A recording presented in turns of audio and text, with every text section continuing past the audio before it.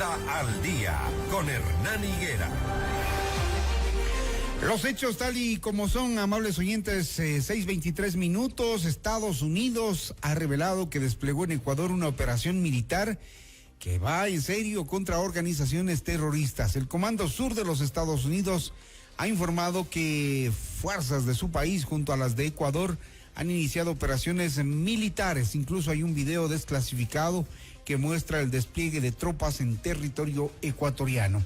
Analizamos este tema de inmediato con Arturo Torres, editor del portal Código Vidrio y experto en seguridad. La lucha contra el narcoterrorismo. Ecuador ejecuta operaciones conjuntas con países aliados. Desde el Ministerio de Defensa, Arturo, buenos días, han dicho que no quieren dar mayores detalles, evidentemente porque es información delicada, porque es información reservada y que lo que se aspira es que se culmine con esta fase que es una de las más decisivas y contundentes contra el crimen en nuestro país. ¿Qué decir sobre esto, Arturo? Gracias, Hernán, por la invitación. Muy buenos días. Sí, me parece que hay una... de hecho, el componente más importante que tiene el país en este momento para enfrentar a las organizaciones criminales es el componente de la ayuda internacional. No solamente de Estados Unidos, sino de Europa, con otros enfoques.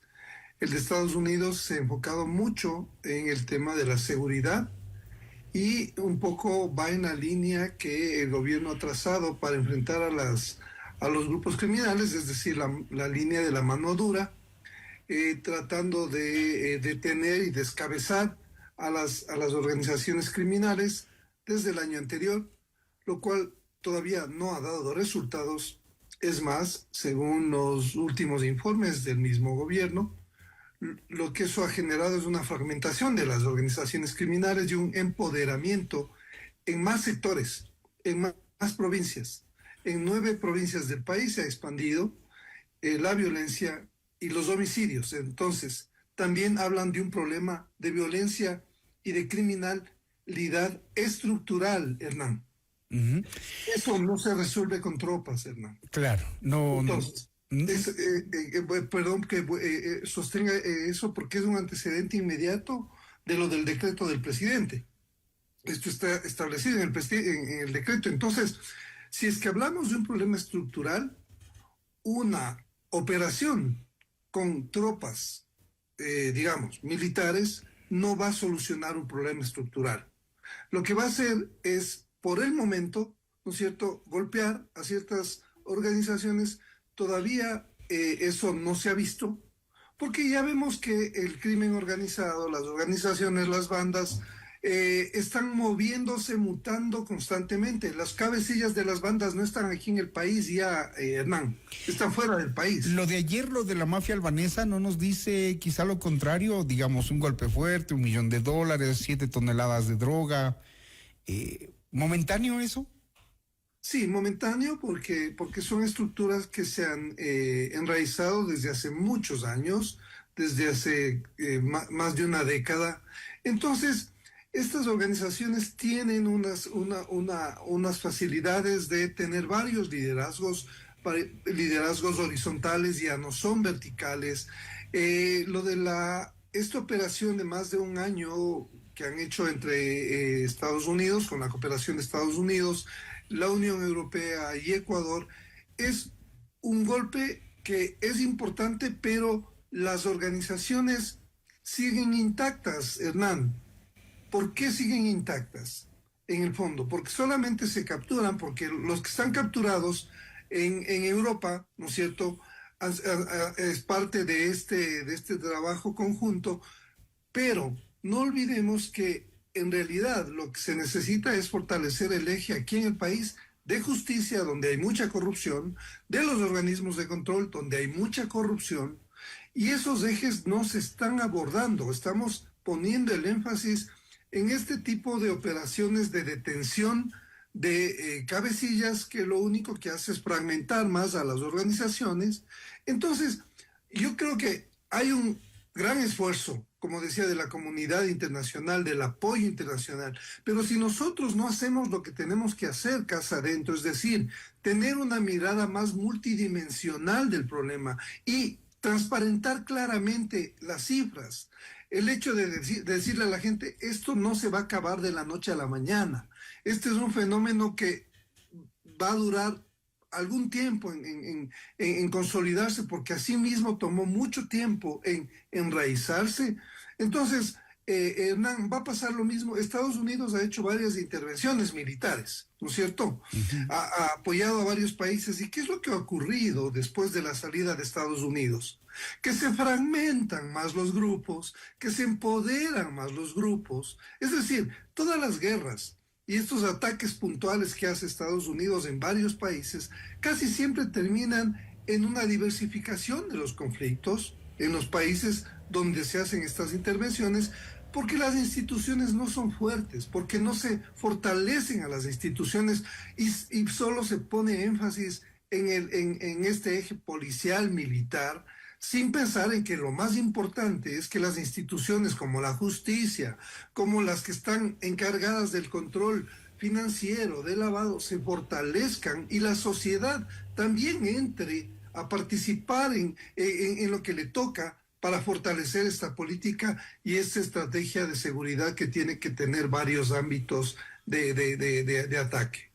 Es decir, esta operación que realiza Ecuador con los países aliados, incluido Estados Unidos, tendría que ir más hacia el lado de corregir estos graves problemas institucionales que hay, ¿no?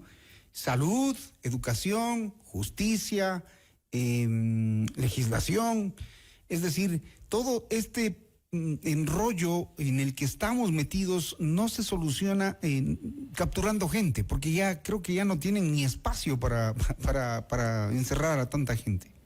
Claro, estamos volviendo al esquema que en el 2014 se cometió el error. ¿Te recuerdas, Hernán?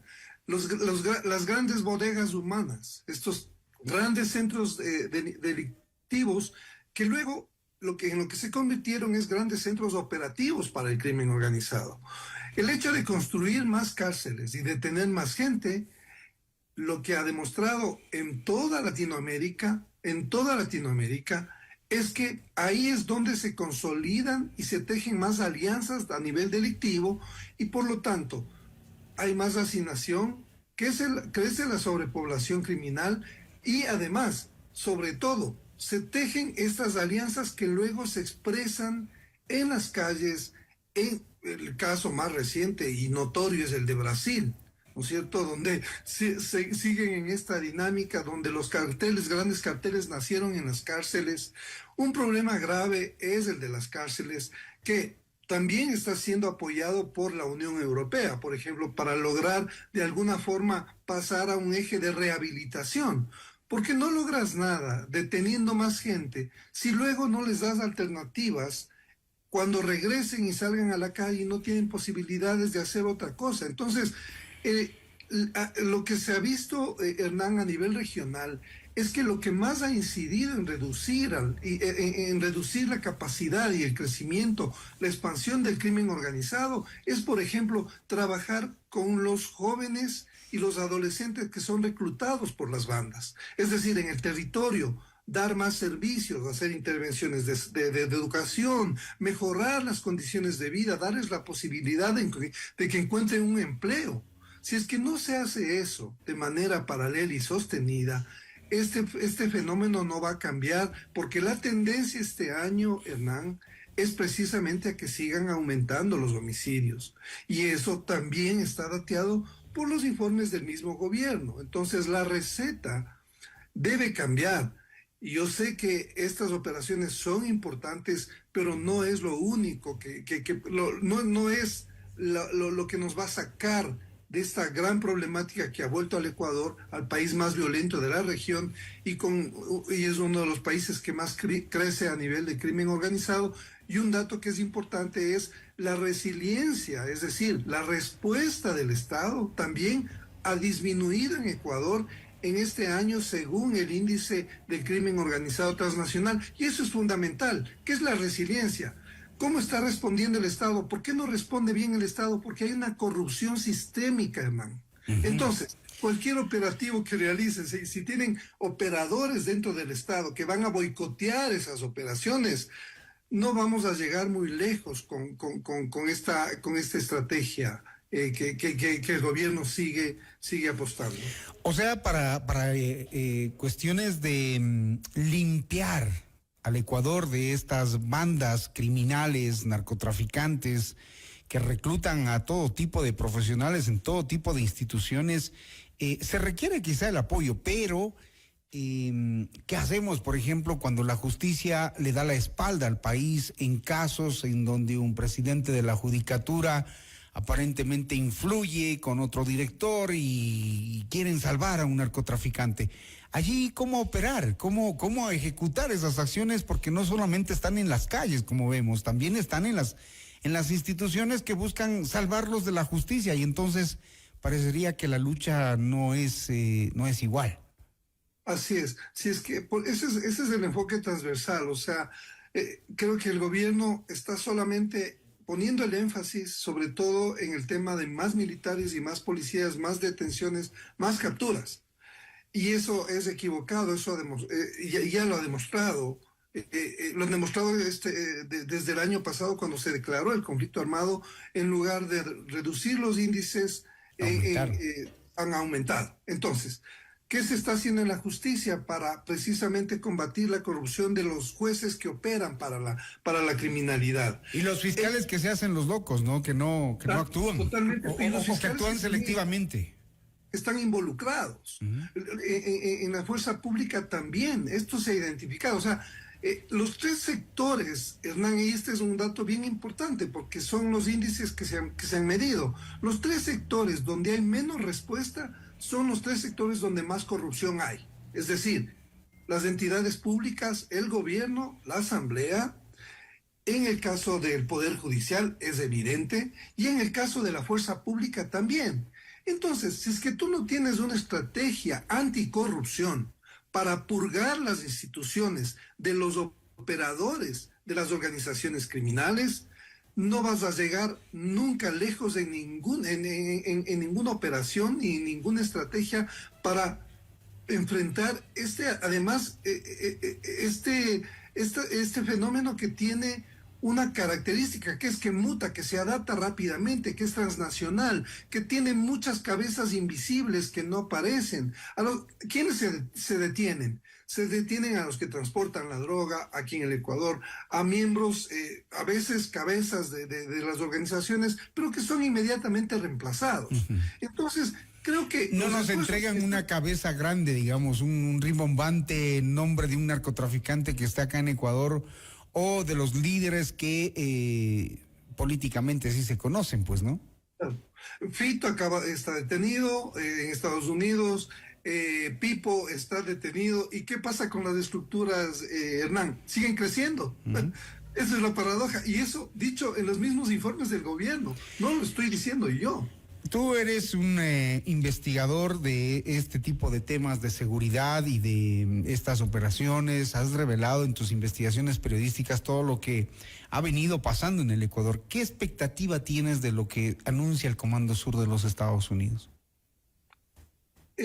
Yo tengo unas expectativas conservadoras. Prefiero esperar a ver cómo pueden ellos encadenar estas operaciones concretas que se están haciendo en el terreno apoyando a Fuerzas Armadas, y hay que destacar y hay que agradecer eso como parte de una corresponsabilidad.